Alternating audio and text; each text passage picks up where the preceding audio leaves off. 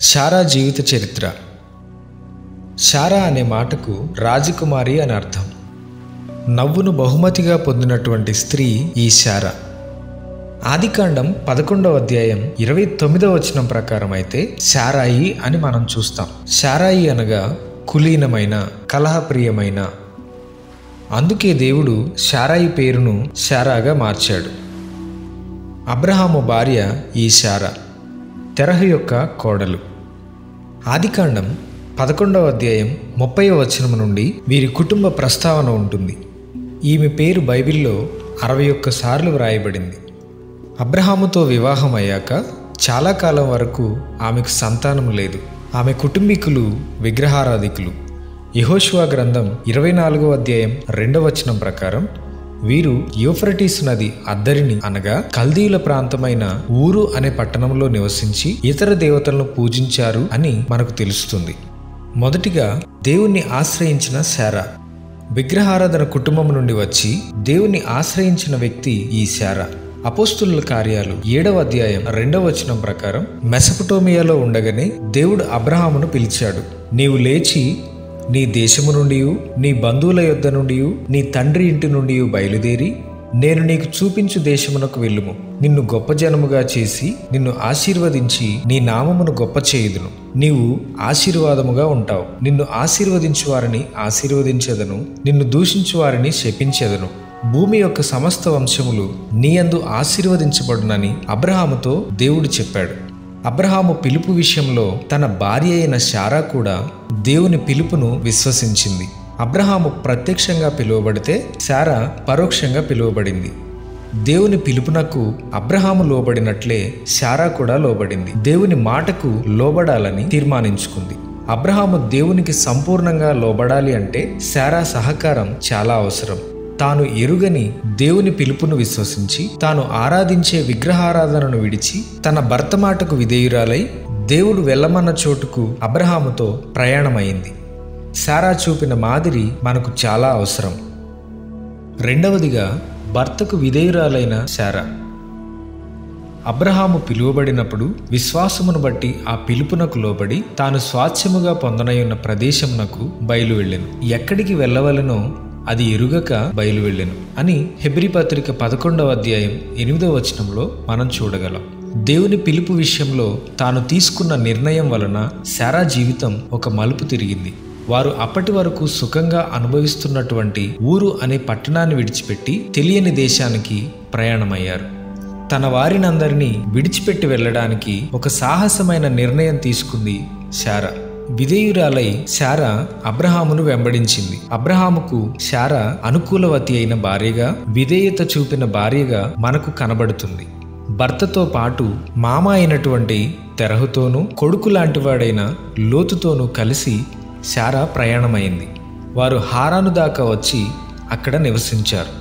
మొదటి పేతురు పత్రిక 3వ అధ్యాయం 5వ వచనం ప్రకారం అటువలే పూర్వము దేవుని ఆశ్రయించిన పరిశుద్ధ స్త్రీలను తమ స్వపురుషులకు లోబడి ఉండుట చేత తమ్మును తాము అలంకరించుకొనిరి. ఆ ప్రకారము శారా అబ్రహామును యజమానుడని పిలుచుచు అతనికి లోబడి ఉండెను. మీరును యోగ్యముగా నడుచుకొనుచు ఏ భయమునకు బెదరకయున్న ఎడల ఆమెకు పిల్లలగుదురు అని వ్రాయబడి ఉంది.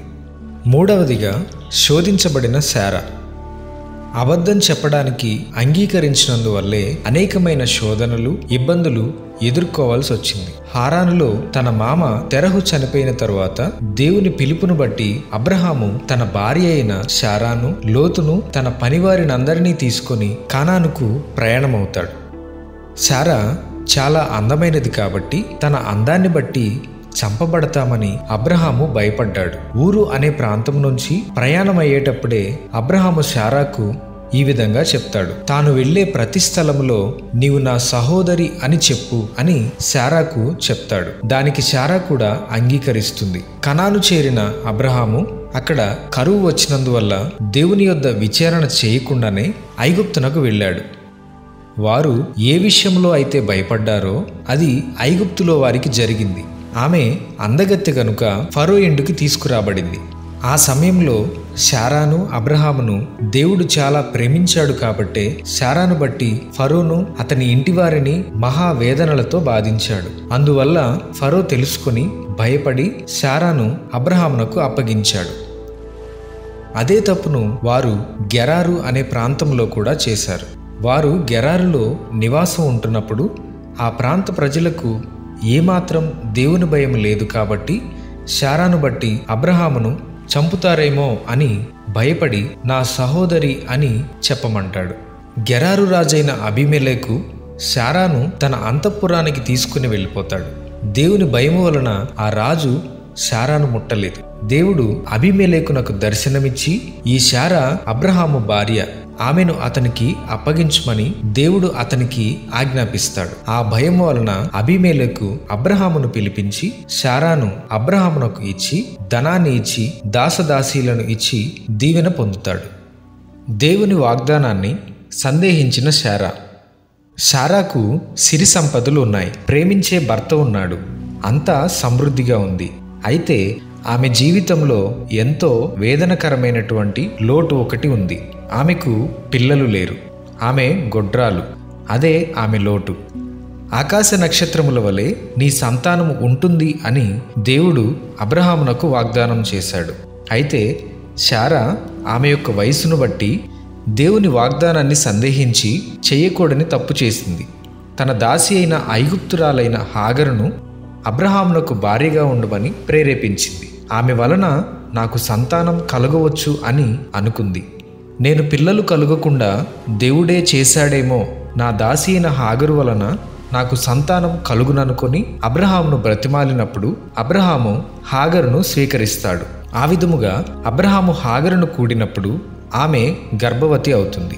అది జరిగిన తరువాత శారా ఎంతో వేదనను అనుభవించింది. దేవుని వాగ్దానాన్ని సందేహించడం వలన ఎన్నో అనర్థాలు జరిగాయి. అబ్రహాము విశ్వాసాన్ని కోల్పోలేదు గాని శారా విశ్వాసాన్ని కోల్పోయింది.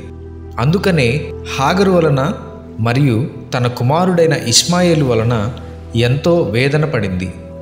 5వదిగా దేవునికి ఆతిథ్యం ఇచ్చిన శారా.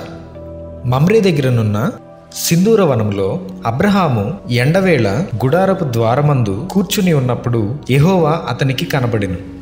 అతడు కన్నులెత్తి చూచినప్పుడు 3 మనుషులు అతని ఎదుట నిలువబడి ఉండిరి.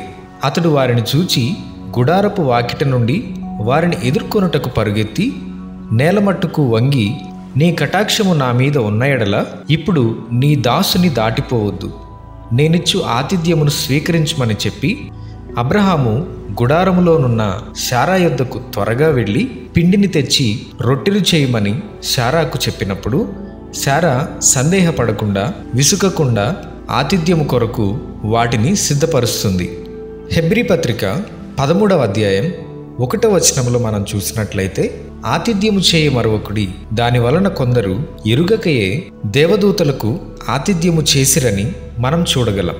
వేళకాని వేళ వచ్చిన అతిథుల కోసం శారా ఆహారాన్ని వారి కొరకు సిద్ధపాటు చేసింది. 6వదిగా క్రమపరచబడిన శారా. శారాయి అనే పేరును తొలగించి శారాగా దేవుడు మార్చాడు. అబ్రాము అనే పేరును దేవుడు అబ్రహాముగా మార్చాడు. ఎండవేళ దేవుడు అబ్రహాము గుడారాన్ని దర్శించి వారి ఆతిథ్యాన్ని స్వీకరించిన తరువాత వచ్చే సంవత్సరం ఈ కాలానికి శారాకు కొడుకు పుడతాడు అని చెప్పినప్పుడు శారా నవ్వుతుంది. మేము ముసలివాళ్లం అయిపోయాం కదా, మాకెలా కుమారుడు జన్మిస్తాడు అనే అనుమానం ఆమెకు కలిగింది.